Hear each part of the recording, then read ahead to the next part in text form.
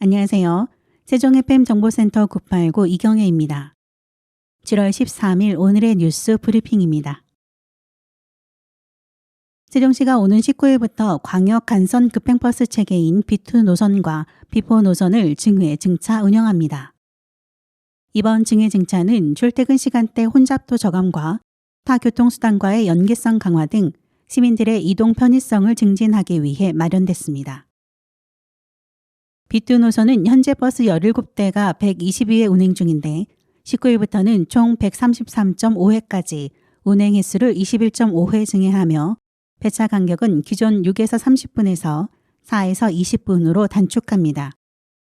B4 노선은 현재 버스 5대가 38회를 운행 중으로 앞으로는 3대를 증차해 운행 횟수를 62회까지 증회하고 배차 간격 또한 기존 20분에서 30분에서 13분에서 25분으로 단축합니다. 시는 광역 간선 급행버스 체계 증회 증차로 대중교통 서비스 기능이 보다 향상될 것으로 기대하고 있습니다. 최민호 세종시장은 지난 11일 정부 서울청사를 찾아 추경호 부총리 겸 기획재정부 장관과의 예산협의회에 참석해 시 현안 사업에 대한 국비 지원을 요청했습니다. 최 시장은 국비 지원 필요 사업 5건, 국제행사 승인 등 총 7건에 대한 지원을 건의했는데 세종시에서 2027년 하계 세계대학 경기대회의 폐회식, 육상 경기 등이 열리는 만큼 종합체육시설 건립사업의 원활한 추진을 위해 타당성 재조사가 조속히 완료돼야 한다고 강조했습니다. 또한 대통령 제2집무실 건립이 단계별 이행안에 따라 차질 없이 진행될 수 있도록 설계비 42억 원 지원 건의와 비단강 통합하천 사업의 습지수 환경 개선 공사비 85억 원, 세종시가 최초로 유치한 국제기구인 유네스코 글로벌센터의 건립비 10억 원도 지원해 줄 것을 요청했습니다.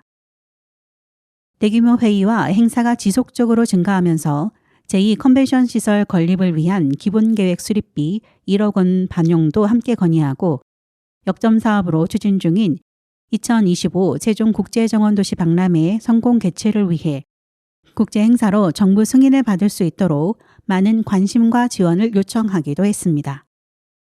시는 이날 협의회에서 건의한 사업들이 내년도 정부 예산안에 반영될 수 있도록 추진 상황을 지속 점검하고 정부의 예산 편성 일정에 따라 전략적인 대응에 나설 계획입니다. 내년도 정부 예산안은 오는 8월 말까지 기재부 심사를 거쳐 9월 초 국회에 제출되며 국회 심의와 의결을 통해 12월에 최종 확정됩니다. 세종시가 2023년 7월 정기분 재산세로 584억 원을 부과 및 고지했다고 지난 12일 밝혔습니다.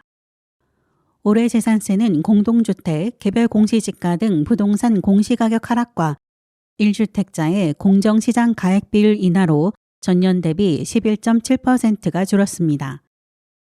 재산세는 매년 6월 1일 기준주택, 건축물, 선박 소유자를 대상으로 매년 7월에 부과되는데 주택분의 경우 주택 부속 토지를 과세 대상으로 재산세액을 절반씩 나눠 7월과 9월에 부과하며 재산세 본세가 20만 원 이하인 주택은 전액 7월 부과됩니다.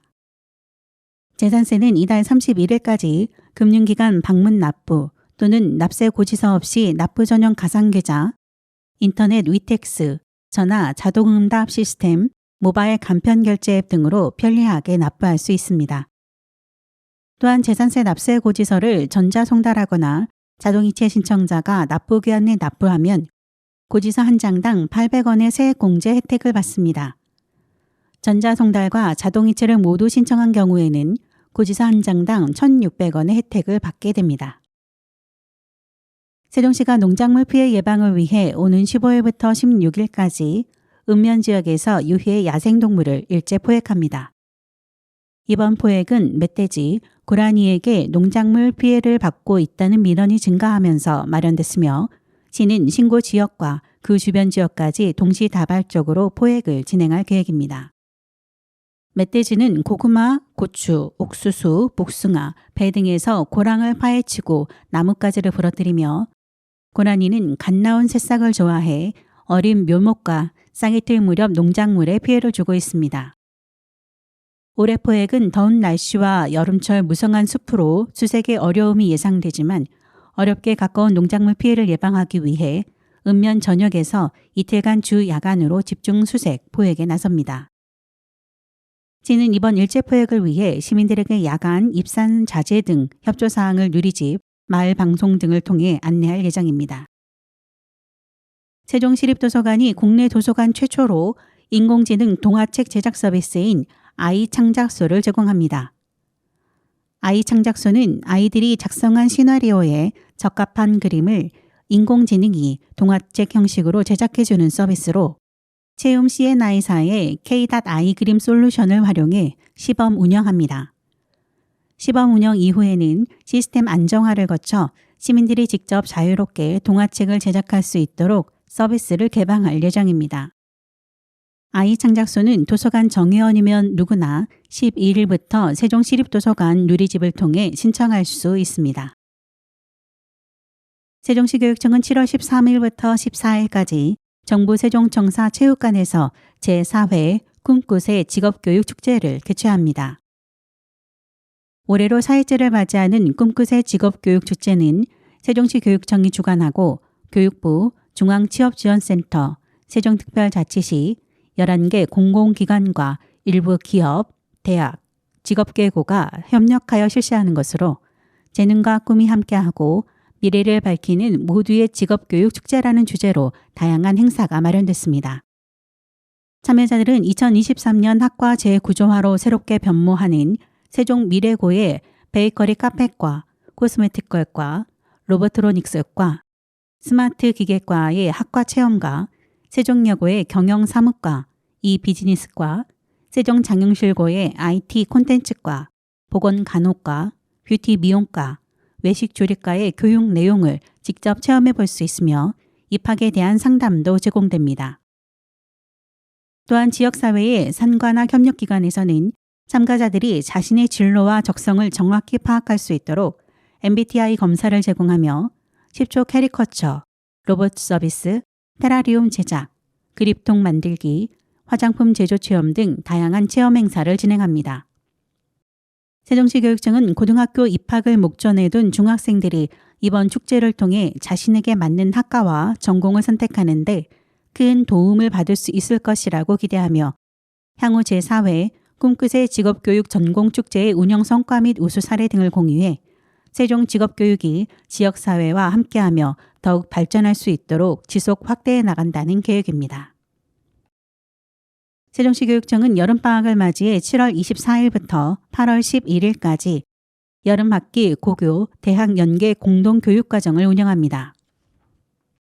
이번 여름방학에는 고려대 세종캠퍼스, 공주대, 충남대, 충북대, 한국교원대 등 지역 대학과 연계 협력해 슬기로운 방학생활, 대학 수업편을 진행합니다. 대학 시설과 첨단 기자재를 활용한 체험과 실험 실습 위주의 강좌를 편성, 학생들이 직접 대학으로 찾아가는 진로 맞춤형 강좌가 진행될 예정으로 이번 공동교육과정에는 의학, 간호학, 약학, 자율주행차 구현, 철학, 사학, 미학 등이 신규로 개설되었습니다. 또한 기존에 개설되었던 공학, 화학, 물리학, 생명과학, 수학, 인공지능, 인문학 등을 포함하여 25개의 강좌 중에서 학생들이 원하는 강좌를 선택할 수 있습니다. 수강 신청은 7월 14일부터 16일까지 캠퍼스형 공동교육과정 온라인 접수 시스템에서 가능합니다. BOK 아트센터에서는 오는 15일부터 16일 양일간 BOK 아트센터 6층 공연장에서 주니어 예술가 2023년 아트 페스티벌 공연이 진행됩니다. BOK 아트 주니어 예술가는 전국에 있는 초중고등학생들이 피아노, 성악, 관현악, 뮤지컬, 작곡과 같은 5개 분야별로 뛰어난 실력을 갖춘 차세대 유망주들이 참가해 젊은 예술인들이 만들어내는 아름다운 무대와 에너지를 보여줄 수 있는 기회를 제공합니다. 본 공연은 7월 15일, 16일 총 이틀에 걸쳐 진행될 예정이며 앞서 모집된 2023 주니어 예술가 신청자들 중 선정된 학생들이 출연합니다. 2023 BOK 아트 주니어 예술가 공연 관련 문의사항은 BOK 아트센터로 전화를 통해 문의할 수 있습니다. 이상으로 세종 FM 정보센터 989 오늘의 뉴스 브리핑 마치겠습니다. 감사합니다.